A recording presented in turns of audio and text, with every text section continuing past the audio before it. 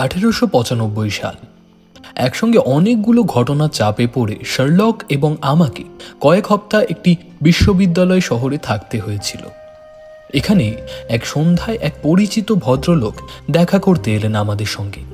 ভদ্রলোকের নাম mister Hilton Soames, college of saint লিউক্সের শিক্ষক এবং লেকচারার। রোগাটে লম্বা, নার্ভাস প্রকৃতির এবং একটুতেই উত্তেজিত হয়ে ওঠেন। কিন্তু সেদিন তার মধ্যে এমনই অদম্য উত্তেজনা লক্ষ্য করলাম যে বুঝতে অসুবিধা হলো না, বেজায় অস্বাভাবিক কিছু একটা ঘটেছে।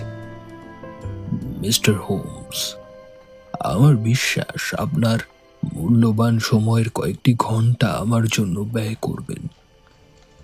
সেন্ট লিউক্সে একটা বড় পিতৃ কাণ্ড ঘটেছে। সৌভাগ্যক্রমে শহরে আপনি এখন উপস্থিত রয়েছেন। তা না হলে আমি তো ভেবেই পেতাম না যে এই পরিস্থিতিতে কি করা উচিত আমার। আগেই একটা জিনিস খোলসা করে রাখি আপনার কাছে। আগামীকালই ফরটেক স্কলারশিপ পরীক্ষার প্রথম দিন। পরীক্ষকদের মধ্যে আমিও আছি।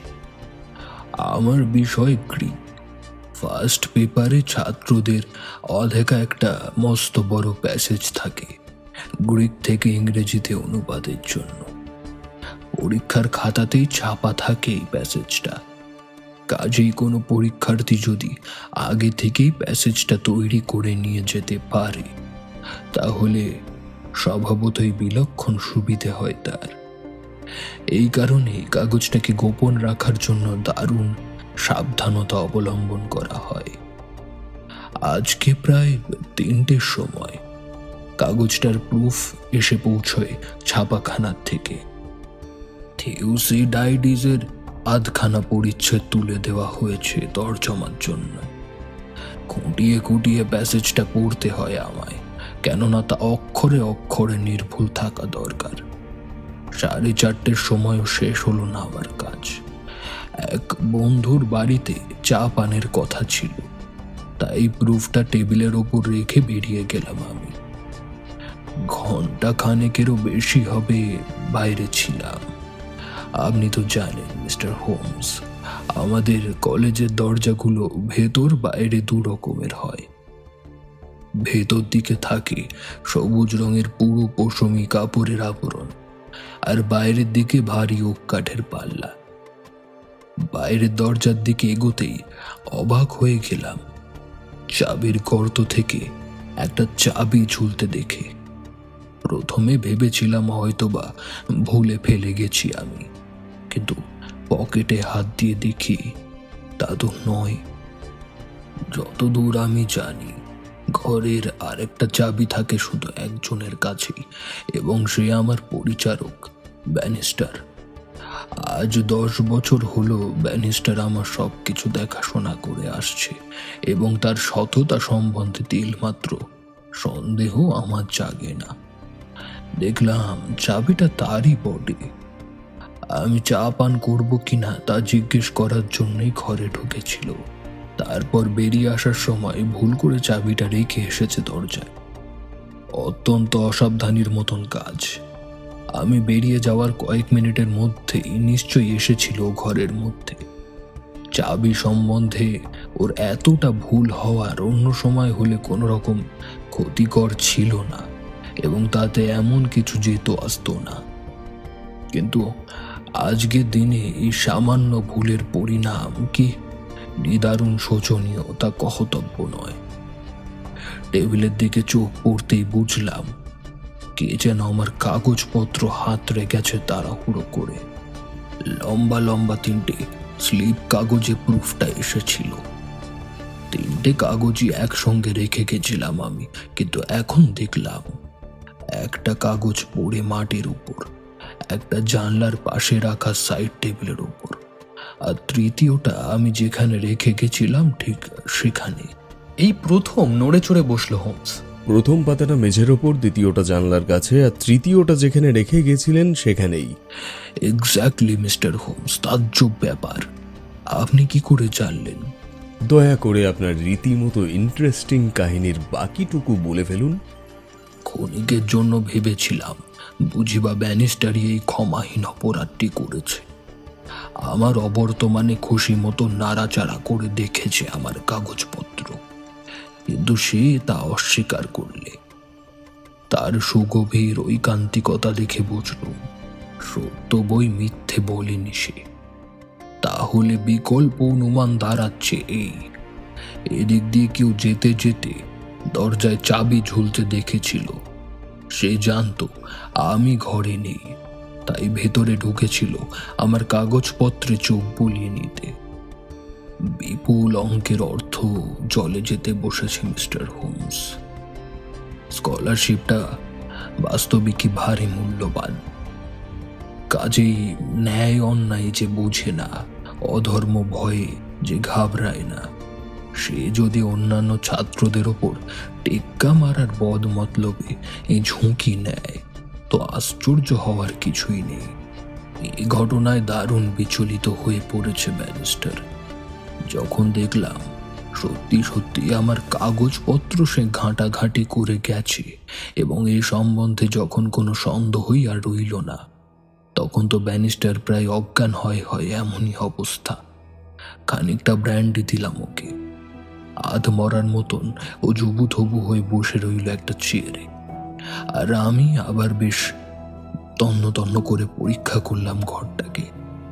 তখনই দেখলাম এদিকে সেদিকে ছড়ানো কাগজ, এসব ছাড়াও আগন্তুক তার অনধিকার প্রবেশের আরো কিছু চিহ্ন রেখে গেছে ঘরের মধ্যে।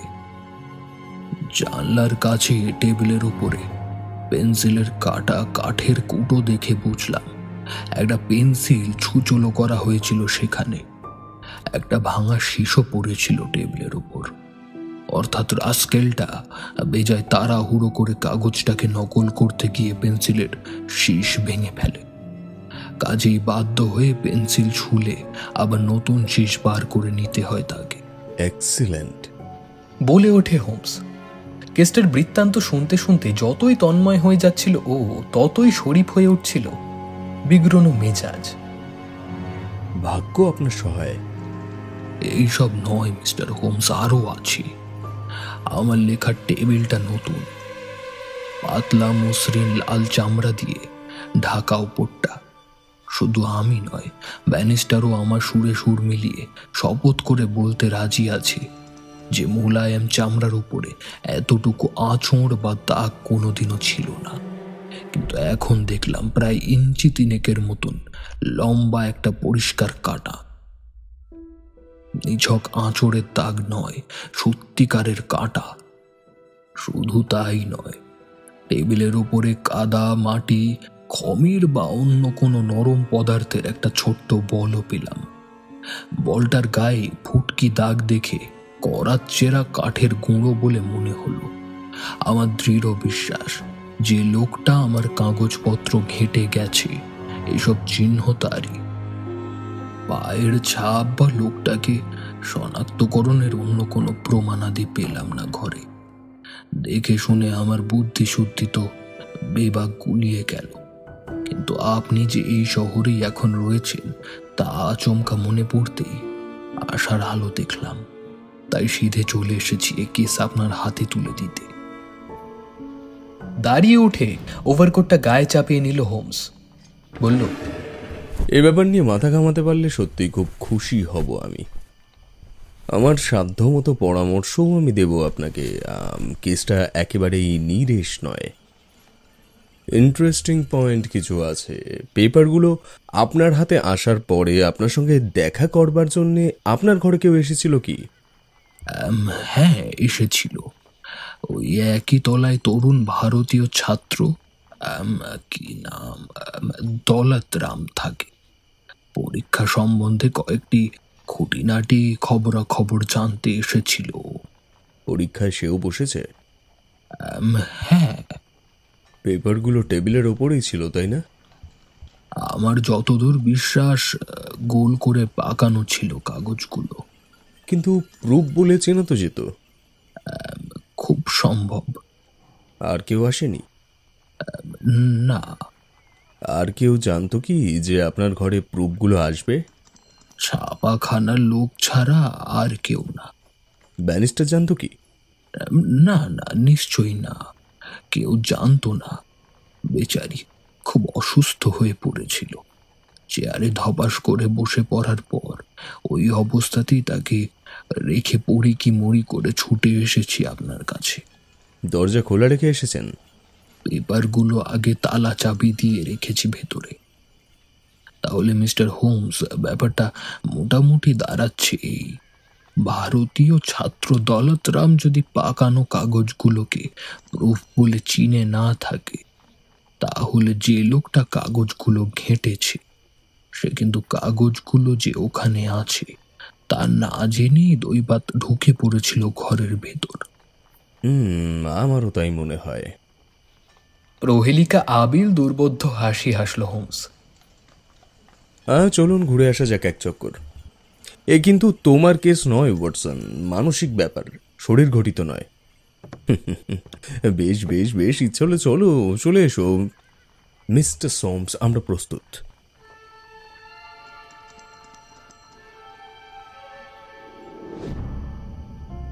আমাদের মক্কেল ভদ্রলোকের বসার ঘরে লম্বা কিন্তু নিচু জাফরিকাটা জানলার পরে প্রবীণ কলেজের গাছ শ্যাওলার ছোপ ছোপ দাগ কলঙ্কিত সুপ্রাচীন প্রাঙ্গণটা, গথিক প্যাটার্নের খিলানওয়ালা দরজার পরে ক্ষয়ে আসা পাথরের সিঁড়ির সারি। একতলায় মিস্টার সোমসের ঘর, আর ওপরে 3 তলায় এক এক তলায় এক একজন ছাত্রের ঘর। এহেন হেয়ালি দৃশ্যে যখন পৌঁছলাম তখন গোধূলির ম্লান আলো ছড়িয়ে পড়েছে ধরিত্রীর বুকে। তারপর আরও কাছে এগিয়ে গিয়ে পায়ের আঙুলের ওপর দাঁড়িয়ে উঠে সারস পাখির মতন গলা লম্বা করে তাকালো ঘরের ভেতরে। নিশ্চয়ই দরজা দিয়ে ভেতরে ঢুকেছিল লোকটা, কেননা কাজের সারসিতে একটি মাত্র কাজ, তাছাড়া আর প্রবেশ পথ নেই। কি বিপদ? বলে ওঠে হোমস। তারপর মিস্টার সোমসের পানে তাকিয়ে কিরকম যেন আশ্চর্যভাবে হেসে ওঠে।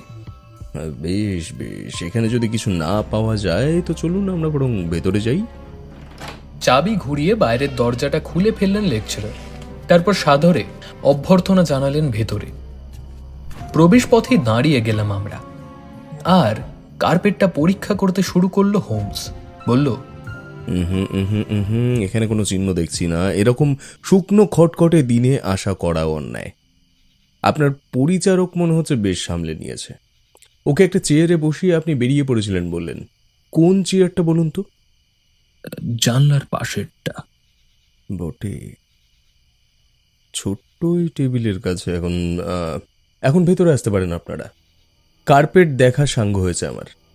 এবার সবার আগে এই ছোট টেবিলটা নিয়ে পড়া যাক। ঘটনা পরম্পরাগুলো কিন্তু জলের মতোই দিব্যি পরিষ্কার। লোকটা ঘরে ঢুকে মাঝখানে টেবিল থেকে কাগজগুলো তুলে নেয়। একেবারেই সবগুলো নয়, প্রতিবারে একটি তারা। কাগজগুলো নিয়ে যায় সে জানলার ধারে টেবিলের কাছে, এই উদ্দেশ্যে যে উঠোনের মাঝ দিয়ে আপনাকে আসতে দেখলেই সে শটকান দিতে পারবে অনায়াসে। প্রকৃতপক্ষে সে তা পারত না, কেননা আমি পাশের দরজা দিয়ে ভেতরে ঢুকেছিলাম। তা বেশ, সে যাই হোক, এই অভিসন্ধি ছিল তার মনে। এবার দেখা যাক স্লিপ কাগজগুলো। আঙুলের ছাপ নেই না। আচ্ছা, এইটাই সে প্রথমে নিয়ে যায় জানলার কাছে, নকলও করে ফেলে। সব রকমের সম্ভাবনা অল্পীকরণ পন্থা কাজে লাগিয়েও এটা কপি করতে তার কতক্ষণ লাগা উচিত? মিনিট 15 তো বটেই নাকি? তার কম নয় কিছুতেই। প্রথমটা হয়ে যেতেই ছুঁড়ে ফেলে দিয়ে তুলে নিল পরেরটা। এই নিয়ে যখন সে ব্যস্ত, ঠিক তখনই এসে পড়লেন আপনি। বেজায় তীর গতিতে বিদ্যুতের মতো গা ঢাকা দিতে হলো তাকে। মনে রাখবেন, খুব তাড়াতাড়ি অতি দ্রুত বেগে তাকে অন্তর্হিত হতে হয়েছে, কেননা কাগজগুলো ছড়ানো অবস্থায় পড়ে থাকা মানেই যে তার উপস্থিতি আপনাকে জানিয়ে দেওয়া। তা সত্ত্বেও সে পেপারগুলো টেবিলের ওপর যথাস্থানে রেখে যেতে পারেনি, রাখার সময় পায়নি। দরজার সামনে পৌঁছে সিঁড়ির ওপর খুব দ্রুত পায়ের শব্দ শুনতে পেয়েছিলেন কি? না, এ বিষয়ে বিশেষ সজাগ ছিলাম না আমি। যাই হোক, ঝড়ের মতো লিখতে গিয়ে পেন্সিলের শীষ ভেঙে ফেলেছে সে। এ দেখুন, আপনি তো লক্ষ্য করেছেন। আবার পেন্সিল ছুলে ছুঁচলো করতে হয়েছে তাকে। পয়েন্টটা কিন্তু ভারী চিত্তাকর্ষক ওয়াটসন। পেন্সিলটা সাধারণ পেন্সিল নয়, আর 5টা পেন্সিলের মতোই এর সাইজ। নরম শীষ, বাইরের রংটা গাঢ় নীল, রূপোলি অক্ষরে লেখা নির্মাতার নাম। অনেক ব্যবহারের পর তার এখনকার দৈর্ঘ্য দাঁড়িয়েছে 1.5 ইঞ্চি। মিস্টার সোমস, এইরকম একটা পেন্সিলের সন্ধানে থাকুন, তাহলেই যাকে খুঁজছেন তার হদিশ আপনি পেয়ে যাবেন।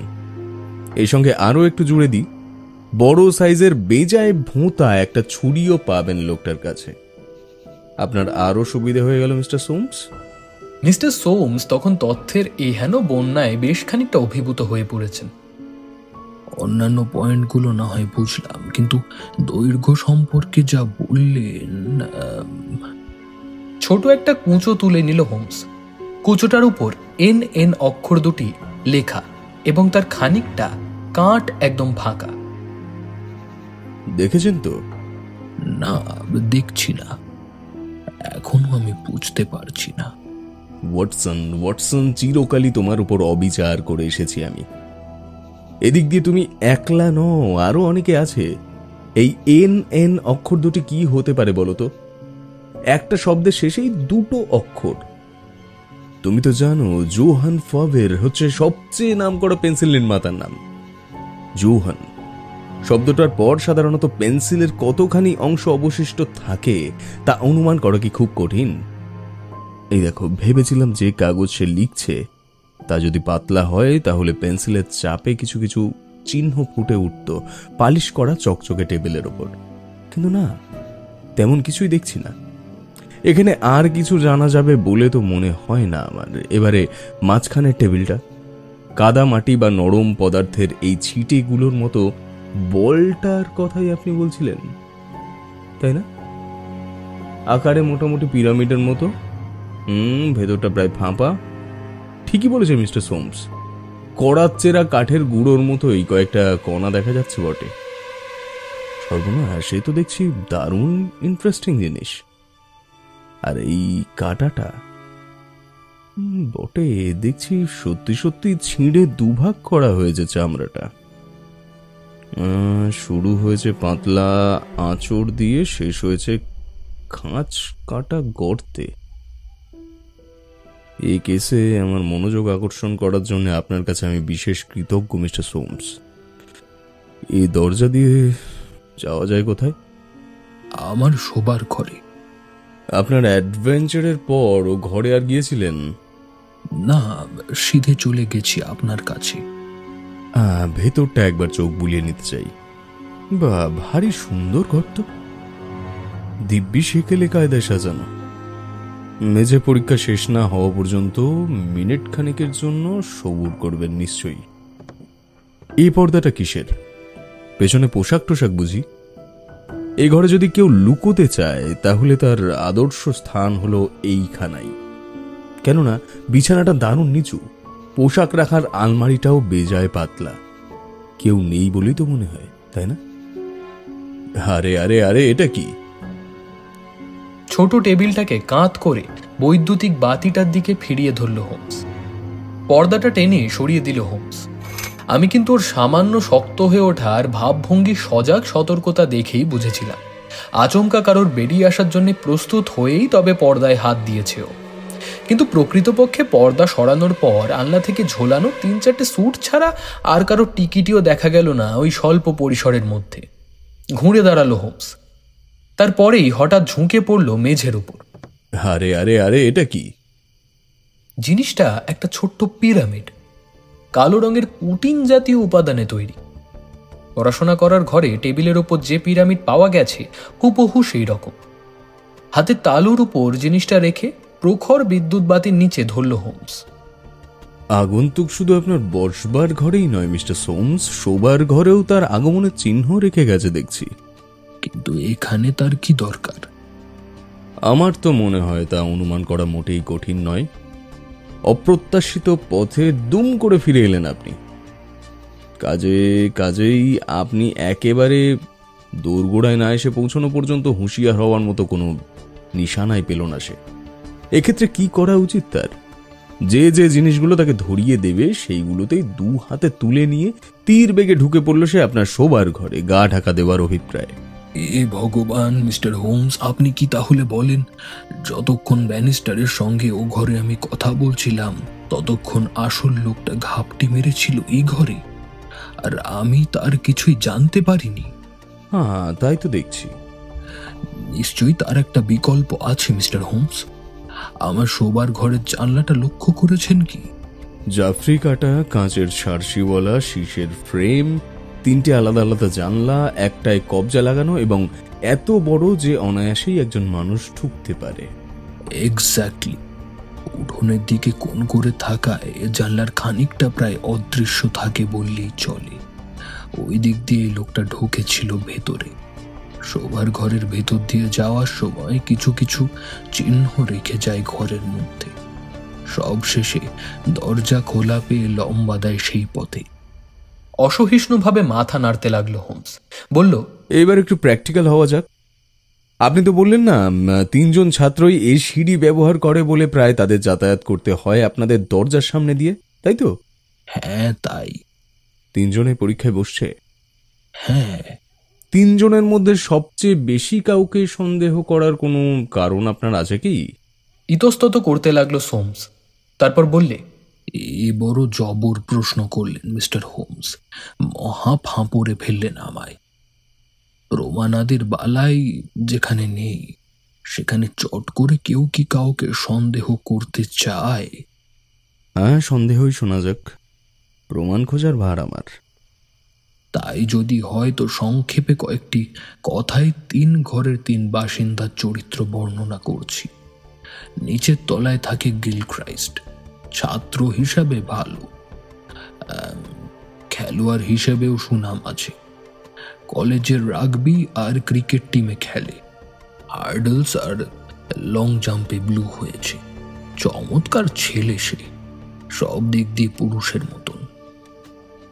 রেস কোর্সে যিনি সর্বশান্ত হয়েছেন সেই কুখ্যাত স্যার জাবেব গিলক্রাইস্ট, ওর বাবা। ছেলে কিন্তু খুবই গরিব, তাহলেও সে কঠোর পরিশ্রমী আর অধ্যবসায়ী। পরীক্ষায়ও ওর ফলাফল ভালোই হবে। দোতলায় থাকে ভারতীয় ছাত্র দৌলতরাম। ছেলেটি শান্তশিষ্ট, দুর্বোধ্য এবং আগাগোড়া রহস্যময়। সব ভারতীয়ই যা হয় আর কি। পড়াশোনায় সে ভালোই, যদিও সব সাবজেক্টের মধ্যে গ্রিকেই সে কাঁচা। অটল তার চরিত্র এবং কাজকর্ম বেশ পদ্ধতি মাফিক। উপরের তলাটা মাইলস ম্যাকলারেনের।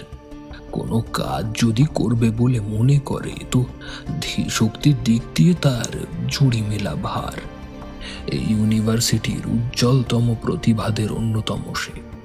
কিন্তু সে চঞ্চল চিত্ত, উচ্ছৃঙ্খল আর নীতিহীন। ফার্স্ট ইয়ারে পড়ার সময় তাস খেলা নিয়ে একটি কেলেঙ্কারি হওয়ায় কলেজ থেকে নাম কাটিয়ে তাকে তাড়িয়ে দেওয়ার উপক্রম হয়েছিল। এবারের পুরো পাঠ্যক্রমটা সে ফাঁকি দিয়েছে। কাজেই নিশ্চয় এ পরীক্ষা একটা বিভীষিকা হয়ে দাঁড়িয়েছে তার কাছে। তাহলে একেই আপনি সন্দেহ করেন বলুন? অতদূর যাওয়ার সাহস আমার নেই, তবে 3 জনের মধ্যে সবচেয়ে কম সন্দেহ যদি কাউকে করতে হয় তাহলে সে হয়তো মাইলস ম্যাকলারেনের নয়। এক্স্যাক্টলি। মিস্টার সোমস, এবার আপনার পরিচারক ব্যানিস্টারকে একটু দেখতে চাই। লোকটা আকারে ছোটখাটো, সাদাটে পরিষ্কার কামানো মুখ, ধোয়াটে রঙের কাঁচা পাকা চুল, বছর 50 বয়স। রোজকার অচঞ্চল জীবনধারায় এই আকস্মিক উৎপাতের যন্ত্রণায় তখনও কষ্ট পাচ্ছিল সে। স্নায়বীয় দুর্বলতার জন্য থেকে থেকে কেঁপে কেঁপে উঠছিল তার গোলগাল মুখ। হাতের আঙুলগুলো পর্যন্ত স্থির রাখতে পারছিল না বেচারি। মিস্টার সোমস বললেন, এই যাচ্ছে তাই ব্যাপারটার একটা বিহিত করার দরকার। তাই আমরা তদন্ত শুরু করছি ব্যানিস্টার। Yes sir. শুনলাম দরজায় চাবি ফেলে গেছিলে তুমি? Yes sir. যেদিন পেপারগুলো ঘরের মধ্যে এলো ঠিক সেই দিনই চাবি খুলে দিতে ভুলে গেলে তুমি। যোগাযোগটা কি খুব অসাধারণ ঠেকছে না? আমার কপাল মন্দ স্যার, কিন্তু এর আগেও মাঝে মাঝে এমন ভুল আমার হয়েছে। ঘরে ঢুকেছিলে কখন? 4:30 নাগাদ। মিস্টার সোমসের চা পানের সময় তখন। কতক্ষণ ছিলে ঘরের ভেতর? উনি ঘরে নেই দেখে তখনই বেরিয়ে যাই আমি। টেবিলের ওপরে রাখা পেপারগুলো লক্ষ্য করেছিলে? না স্যার, মোটেই করিনি। দরজা থেকে চাবি খুলে নিতে ভুলে গেলে কেমন করে? আমার হাতে চায়ের ট্রে ছিল, ভাবলাম ফিরে এসে নিয়ে যাব চাবিটা, তারপর ভুলে গেছি। বাইরের দরজায় কি স্প্রিংয়ের তালা লাগানো আছে? না স্যার। তাহলে সর্বক্ষণই খোলা ছিল দরজাটা? Yes sir. মিস্টার সোমস ফিরে এসে যখন তোমাকে ডেকে পাঠান তখন তুমি বিচলিত হয়ে পড়েছিলে? ইয়েস স্যার, এত বছর এখানে আছি কিন্তু এরকম ঘটনা তো কোনোদিন ঘটেনি। প্রায় জ্ঞান হারানোর মতো অবস্থা হয়েছিল আমার। তা তো বটেই, কিন্তু যখন বুঝলে শরীর খারাপ লাগছে তখন কোনখানটায় ছিলে তুমি? কেন, এখানে দরজার পাশেই। ভারী আশ্চর্য ব্যাপার তো। এতটা পথ গিয়ে দূরের কোণে ওই চেয়ারটায় বসেছিলে কিনা তাই বললাম। মাঝারি চেয়ারে বসলে না কেন শুনি? জানি না স্যার, বসার জায়গা নিয়ে তখন আমি এত ভাবিনি। এই ব্যাপারে ও যে বিশেষ কিছু জানে তা আমার সত্যি সত্যি মনে হয় না মিস্টার হোমস। খুব অসুস্থ দেখাচ্ছিল ওকে, ছায়ের মতন একদম ফ্যাকাশে হয়ে গেছিল। মিস্টার সোমস চলে যাওয়ার পরে এই ঘরে ছিলে তুমি? মিনিট খানিকের জন্য ছিলাম, তারপর দরজায় তালা দিয়ে নিজের ঘরে চলে যাই আমি। কাকে সন্দেহ হয় তোমার? কারো নাম করার আমার সাহস হয় না স্যার। এ ধরনের নোংরা কাজ করে লাভবান হওয়ার মতো প্রবৃত্তি এই ইউনিভার্সিটিতে কোনো ভদ্রলোকের আছে বলে তো মনে হয় না আমার। না স্যার, আমার তো বিশ্বাস হয় না। ধন্যবাদ, ওতেই হবে। ওহো, আর একটা কথা, এই যে 3 জন ভদ্রলোকের দেখাশোনা করো তুমি, ওদের কাউকে বলনি তো এখান থেকে কিছু খোঁয়া গেছে? না স্যার, একটা অক্ষরও বলিনি। ওদের কারো সঙ্গে দেখা হয়েছে? না স্যার। বেশ বেশ বেশ বেশ, এবার অনুমতি করেন তো চত্বরটা এক পাক ঘুরে আসা যাক। সন্ধ্যার বিষণ্ণ আধার গাঢ় হয়ে আসছিল, তারই মাঝে 3টে চৌকোন আলো ঝকমকি উঠছিল আমাদের মাথার উপরে। উপরে তাকিয়ে হোমস বললে, আপনার 3টে পাখিই দেখছি নিজের নিজের বাসায় রয়েছে। আরে আরে আরে, ও কি, ওদের একজন তো দারুণ অশান্তিতে ছটফট করছে মনে হচ্ছে। পর্দার ওপর আচমকা ভেসে উঠল ভারতীয় ছাত্রের কালো ছায়া। দ্রুত পদক্ষেপে ঘরের এদিক থেকে ওদিক পর্যন্ত পায়চারি জুড়েছিল সে। হোমস বললে, ওদের প্রত্যেকের ঘরে একবার ঝাঁকি দর্শন দিয়ে আসতে চাই, সম্ভব হবে কি? কোনো অসুবিধা নেই। এই ঘর 3টে কলেজের সবচেয়ে পুরনো ঘর বলে দর্শনেচ্ছুর আগমনটা মোটেই অস্বাভাবিক নয়। আসুন, আমি নিজেই নিয়ে যাচ্ছি আপনাদের। গিলক্রাইস্টের দরজায় টোকা মারার সঙ্গে সঙ্গে হোমস বলে উঠল, নাম বলবেন না প্লিজ। ছিপছিপে চেহারার দীর্ঘতনু একটি যুবা পুরুষ দরজা খুলে দিল। সোনালি রেশমের মতন এক মাথা হালকা চুল। আমাদের আগমনের উদ্দেশ্য শুনে সাদরে অভ্যর্থনা জানালো ভেতরে। মধ্যযুগীয় স্থাপত্যের কতগুলো বিচিত্র নিদর্শন ছিল ঘরের মধ্যে, সত্যি সত্যি দেখবার মতো। একটা দেখে হোমস তো এমনই বিমুগ্ধ হয়ে গেল যে তা আঁকতে শুরু করে দিলে নিজের নোট বইয়ের পাতায়।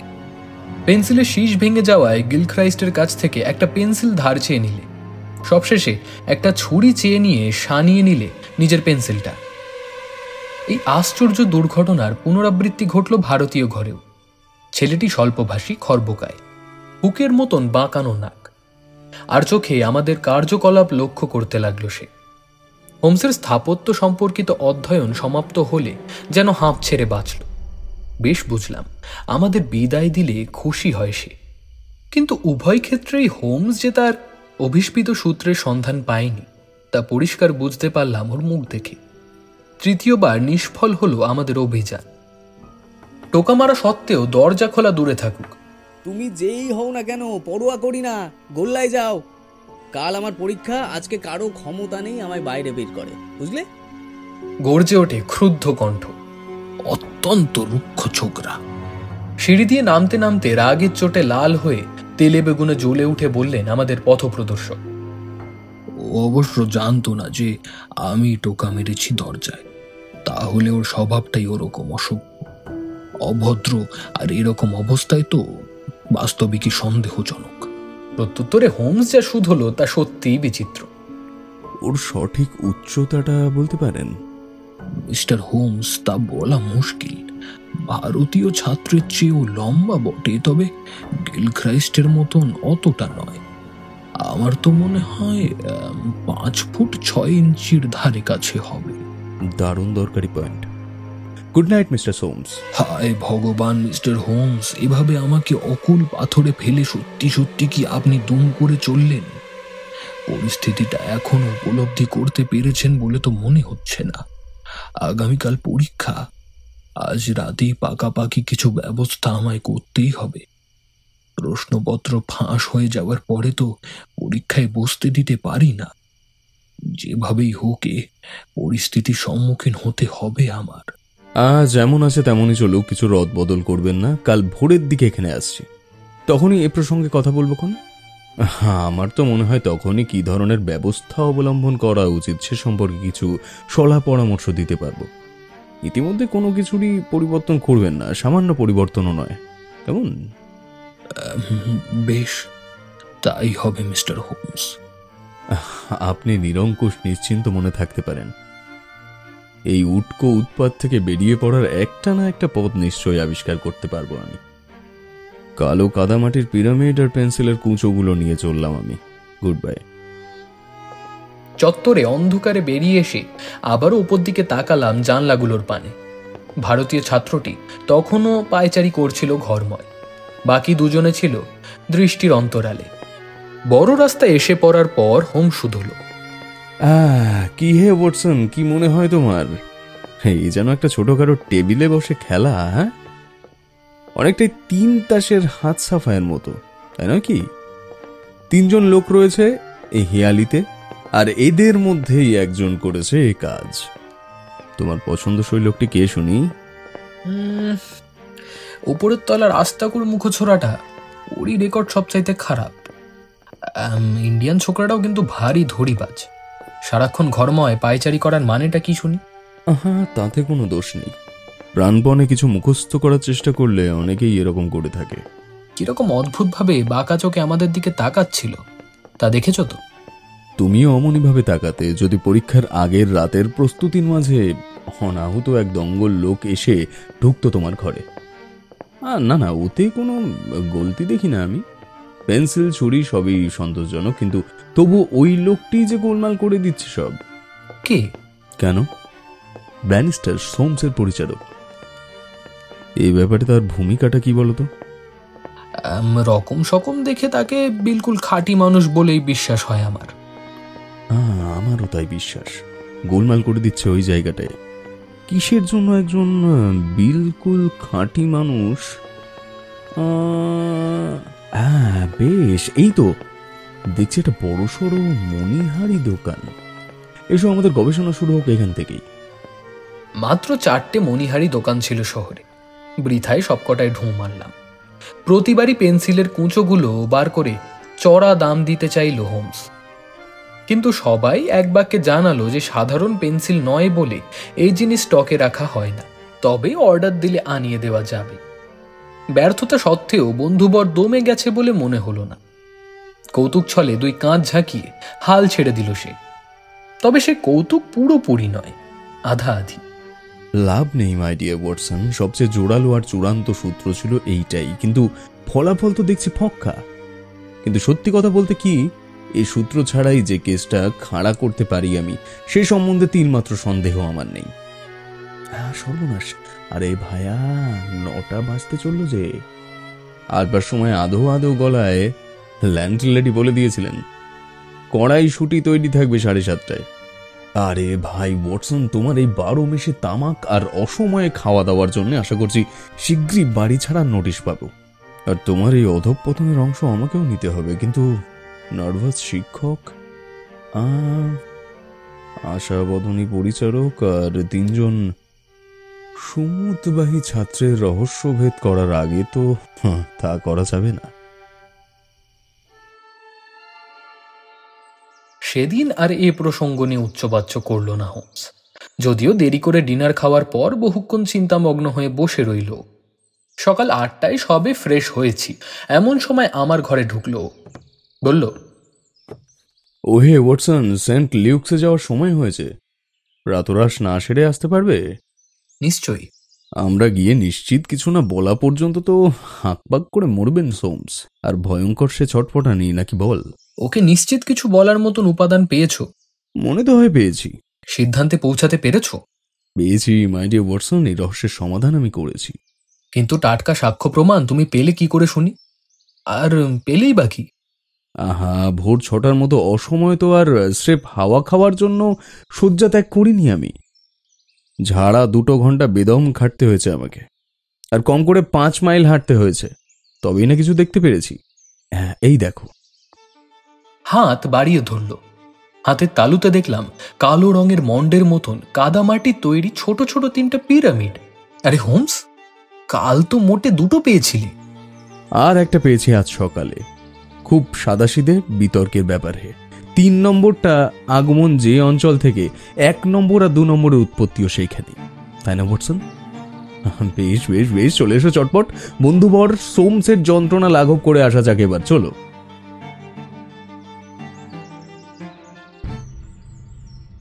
বাস্তবিকই রীতিমতন উত্তেজিত অবস্থায় দেখলুম দুর্ভাগা শিক্ষক বেচারিকে তার চেম্বারে পৌঁছানোর পর।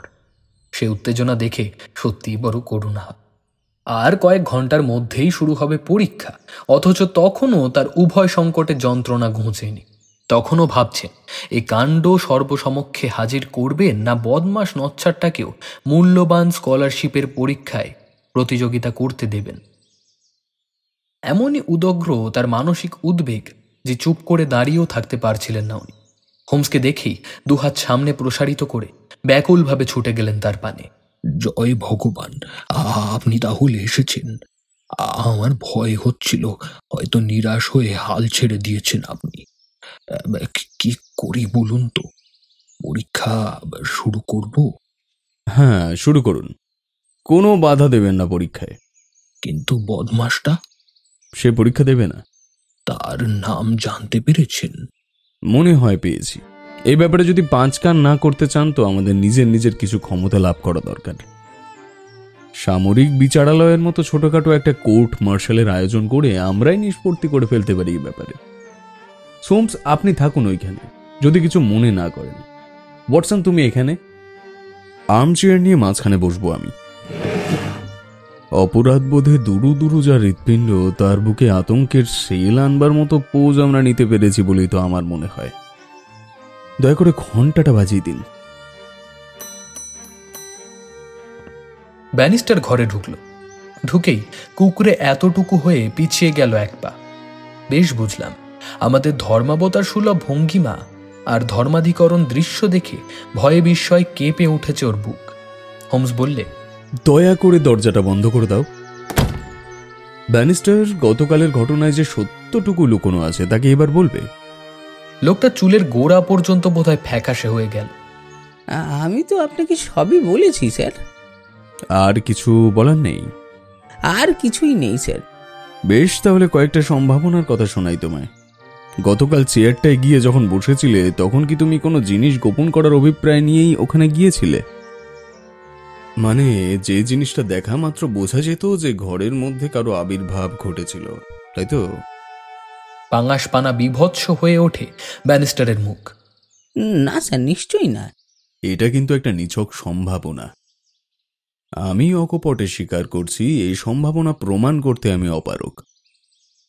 তবে আর একটি জিনিস খুবই সম্ভব বলে মনে হচ্ছে আমার।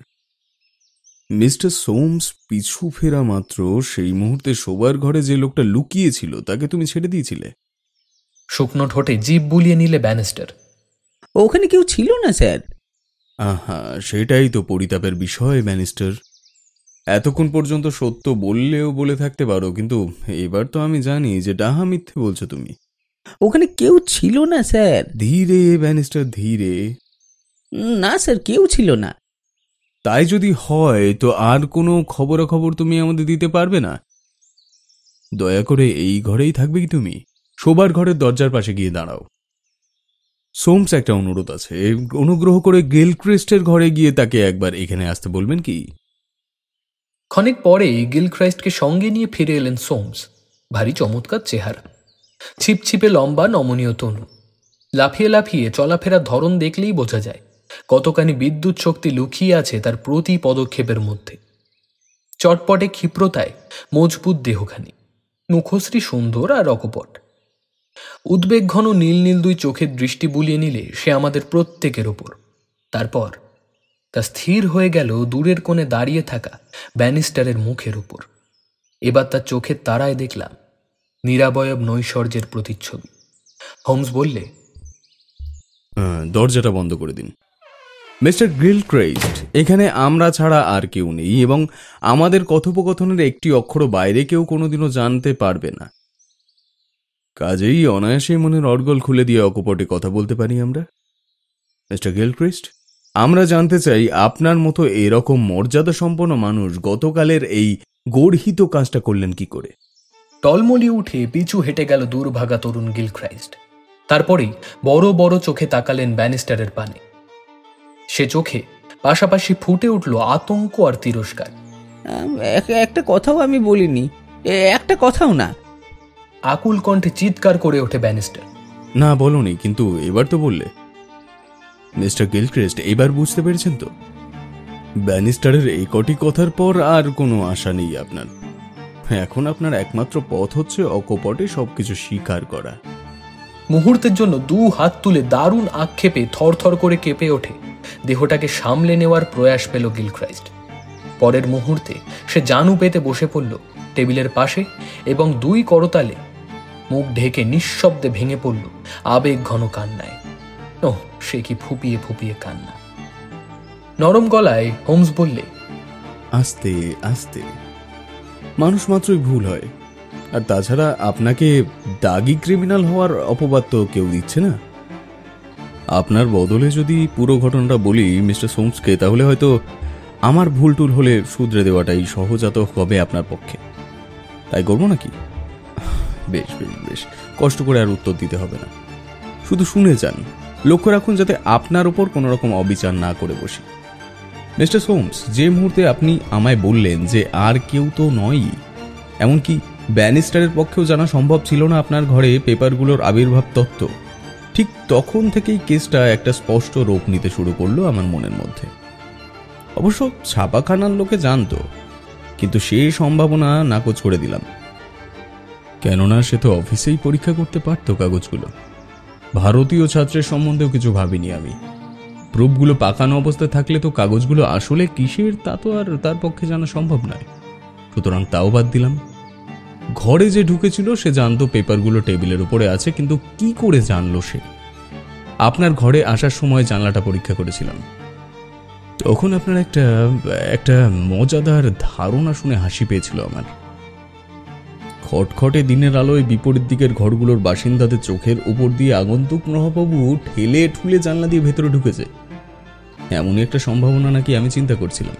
রীতিমতো উদ্ঘট এই ধারণা। আসলে আমি মেপে দেখছিলাম কতখানি লম্বা হলে তবে একজনের পক্ষে জানলার সামনে দিয়ে যেতে যেতে মাঝখানের টেবিলের ওপরে রাখা কাগজগুলো দেখতে পাওয়া সম্ভব। আমি 6 ফুট লম্বা, কিন্তু আপনাকেও কসরত করতে হবে দেখতে হয়েছে মাঝখানের টেবিলটা। ওই উচ্চতার কমে কারো পক্ষেই এই সুযোগ পাওয়া সম্ভব নয়। আপনি তো জানেন 3 জন ছাত্রের মধ্যে যে অস্বাভাবিক রকমের লম্বা ত্রয়ীর মধ্যে তার ওপরেই নজর রাখলে লাভ হবে সবচেয়ে বেশি, এমন কথা ভাববার মতো যুক্তি এসে গেছিল আমার মাথার মধ্যে। ঘরে ঢুকলাম, সাইড টেবিল সম্পর্কিত খুঁটিনাটি আপনাকেও জানালাম। গিলক্রাইস্ট যে লং জাম্পে দক্ষ এই তথ্য আপনি আমায় না বলা পর্যন্ত মাঝখানের টেবিল সম্বন্ধে বিন্দু বিসর্গ বুঝতে পারিনি আমি। তখনই সমস্ত জিনিসটা চকিতের মধ্যে ভেসে উঠল আমার মনের পর্দায়। বাকি রইল শুধু থিওরিক্যাল বলবৎ করার জন্য কয়েকটি প্রমাণ সংগ্রহের, এবং তাও আমি পেলাম অচিরেই। যা ঘটেছিল তা শুনুন। সারা বিকেলটা খেলার মাঠে লং জাম্প প্র্যাকটিস করে কাটিয়েছে এই তরুণটি। লাফাবার জুতো কাঁধে ঝুলিয়ে ফিরে আসে সে। জানেন তো, এ ধরনের জুতোর তলায় প্রচুর কাঁটা লাগানো থাকে। জানলার সামনে দিয়ে যাওয়ার সময়ে বেজায় লম্বা হওয়ার দরুন টেবিলের ওপরে রাখা প্রুফগুলো সে দেখতে পায়। সঙ্গে সঙ্গে বুঝে নেয় জিনিসগুলো কি। কোনো ক্ষতিই হতো না যদি না দরজার সামনে দিয়ে যাওয়ার সময় আপনার অসাবধানী পরিচারকের ফেলে যাওয়া চাবিটা দেখতে পেত সে। আচম্বিতে একটা ঝোঁক চেপে বসে ওর মনে। ভেতরে ঢুকে দেখতে হবে কাগজগুলো সত্যি প্রুফ কিনা। কাজটা দুঃসাহসের কিন্তু বিপজ্জনক নয়, কেননা ধরা পড়ে গেলেই সাফাই গিয়ে দিত সে যে নিছক একটা প্রশ্ন জিজ্ঞেস করার জন্যই তার এহেন প্রবেশ।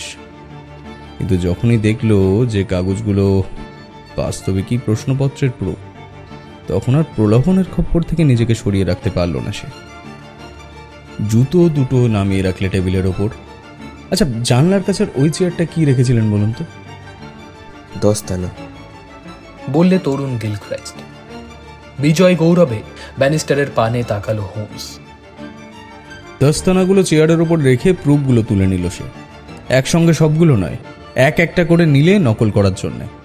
ও ভেবেছিল মাস্টারমশাই নিশ্চয়ই প্রধান ফটক দিয়ে ঢুকবেন এবং জানলা থেকেই আপনাকে দেখতে পাবে সে, কিন্তু আমরা তো জানি মাস্টারমশাই ফিরে এলেন পাশের ফটক দিয়ে।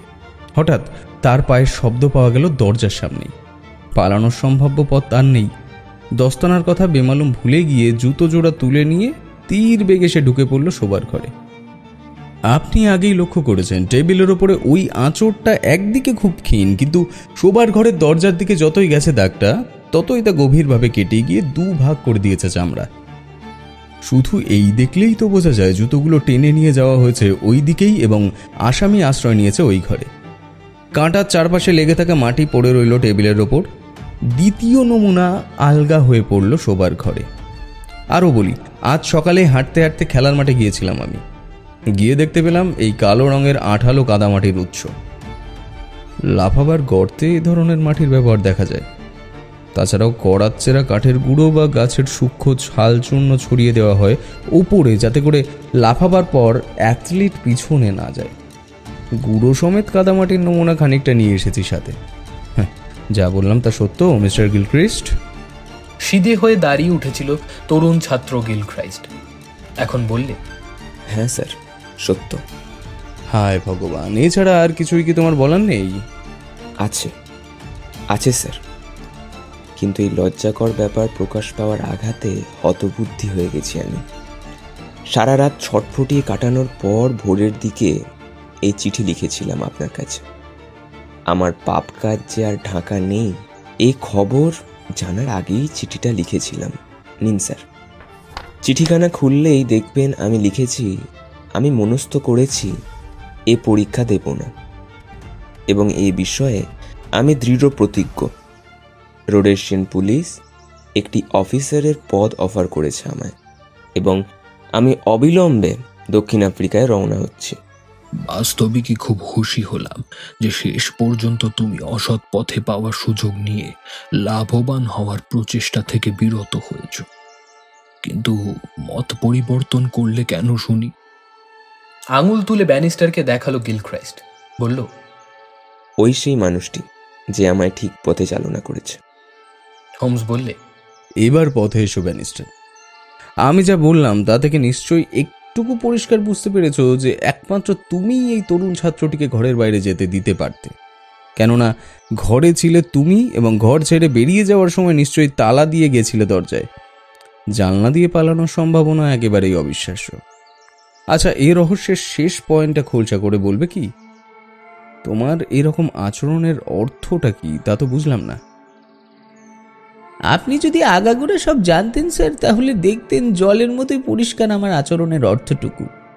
কিন্তু আপনি যতই চতুর হন না কেন, শত চেষ্টা করলেও এই তথ্য আপনার জানার পক্ষে সম্ভব ছিল না। একসময় আমি এই তরুণ ভদ্রলোকটির বাবা বুড়ো স্যার জ্যাবেজ গিলক্রিস্টের বাটলার ছিলাম। উনি সর্বশান্ত হলে পরে এই কলেজের পরিচারক হিসেবে এখানে এলাম। কিন্তু ভুলতে পারলাম না আমার পুরনো মনিবকে। ভুলতে পারলাম না দুনিয়ার চোখে তার এই পতনের জন্যে, তার দুর্দৈবর জন্যে। পুরনো দিনের কথা স্মরণ করে তার ছেলেকে যতখানি পারলাম চোখে চোখে রাখলাম আমি। গতকাল চেঁচামেচি শুনে এ ঘরে আসবা মাত্রই প্রথমে যে জিনিসগুলো দেখলাম তা হলো ওদিককার চেয়ারের উপরে পড়ে থাকা মিস্টার গিলক্রিস্টের দস্তানা দুটো। এই দস্তানা আমি ভালোভাবে চিনি, এবং তাই চকিতে বুঝলাম এখানে তাদের আগমনের রহস্যটুকু। মিস্টার সোমসের চোখে পড়লেই ফাঁস হয়ে পড়বে সব কিছু, তাই ঝপ করে বসে পড়লাম চেয়ারটায়। আপনাকে ডেকে আনার জন্য মিস্টার সোমস ঘরের বাইরে না যাওয়া পর্যন্ত আর চেয়ার ছেড়ে একটুকুও নড়লাম না। তারপরেই আমার তরুণ মনিব, যাকে আমি হাঁটুতে শুইয়ে দোলনা দিয়েছি, বেরিয়ে এলো পাশের ঘর থেকে এবং তখনই সব স্বীকার করলো আমার কাছে। স্যার, এরপর কি তাকে বাঁচানোর চেষ্টা করাটা আমার পক্ষে স্বাভাবিক নয়? স্বাভাবিক নয় কি তার বাবা যা করতেন ঠিক সেইভাবে ওকে বুঝিয়ে বলার চেষ্টা করা যে এ পথে তার কোনো লাভই হবে না? এই জন্য কি আপনি আমায় দোষ দেন স্যার? নিশ্চয়ই না। জ্যামুক্ত ধনুকের মতন টক করে দাঁড়িয়ে উঠে আন্তরিক সুরে বলল হোমস। সোমস, আপনার ছোট্ট সমস্যার সমাধান করতে পেরেছি বলেই তো মনে হচ্ছে। এদিকে বাড়িতে ঠান্ডা হচ্ছে আমাদের প্রাতরাশ। এসবে ওয়াটসন, মিস্টার গিলক্রিস্ট, আমার বিশ্বাস রোডেশিয়ায় আপনার উজ্জ্বল ভবিষ্যৎ রয়েছে। জীবনে শুধু একবার আপনি নিচে নামলেন, এবার দেখা যাক ভবিষ্যতে কত উঁচুতে আপনি উঠতে পারেন।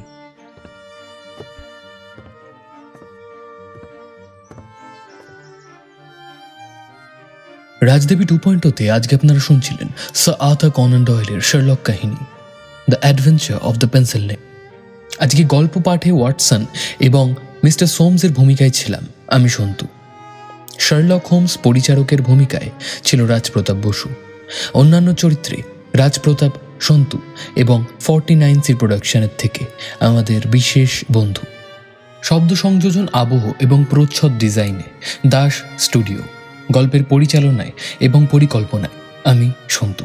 আপনাদের অনেক ধন্যবাদ আমাদের আগের দুটি শার্লক কাহিনীকে এত ভালোবাসা দেওয়ার জন্য। ইতিমধ্যেই আমাদের দুটো শার্লক কাহিনী আমাদের চ্যানেলে এসে গেছে এবং এসে গেছে হেমেন্দ্র কুমার রায়ের একটি ঐতিহাসিক গল্প। যদি আমাদের গল্প আপনাদের সত্যি ভালো লেগে থাকে এবং আমাদের উপস্থাপনা আপনাদের ভালো লাগে, তো আমাদের জানাতে কিন্তু ভুলবেন না আপনাদের মূল্যবান কমেন্টসের মাধ্যমে। এবং আমাদের চ্যানেলটিকে সাবস্ক্রাইব করে পাশে থাকা বেল আইকনটি প্রেস করে অল করে দিতে ভুলবেন না, যাতে আমরা যখনই কোনো নতুন গল্প ছাড়ি আপনাদের কাছে সবার আগে নোটিফিকেশন পৌঁছে যায়। এবং অবশ্যই আমাদের চ্যানেলের কমিউনিটি সেকশন ফলো রাখবেন পরবর্তীতে কী গল্প আসছে জানার জন্য। একটি বিশেষ ঘোষণা, রাজদেবী 2.0-তে আসতে চলেছে প্রথমবার অ্যাগাথা ক্রিস্টির এরকুল পুয়ারো সিরিজ। যদি আপনারা সেসব গল্প শুনতে চান, অবশ্যই আমাদের চ্যানেলটিকে কিন্তু সাবস্ক্রাইব করতে ভুললে চলবে না, এবং লাইক, শেয়ার, কমেন্ট করে কিন্তু অবশ্যই চাই। এবং আপনারা যদি চান আমরা এভাবেই আপনাদের জন্য নতুন নতুন বিভিন্ন স্বাদের গল্প আনতে থাকি, তাহলে আমাদের ডোনেট করতে পারেন। আর্থিকভাবে সাহায্য করার জন্য আমাদের ডেসক্রিপশন বক্সে দেওয়া ইউপিআই আইডি দিয়ে আমাদের আর্থিক সাহায্য পাঠাতে পারেন, বা পাঠাতে পারেন আমাদের কমেন্ট সেকশনের মধ্যে সুপার থ্যাঙ্কসের মাধ্যমে, বা হতে পারেন আমাদের চ্যানেলের মেম্বার। তবে আজকের জন্য এটুকুই। দেখা হচ্ছে আরও একটি নতুন গল্পের সাথে। ততদিন সঙ্গে থাকুন এবং শুনতে থাকুন রাজদেবী প্রোডাকশন এবং রাজদেবী 2.0।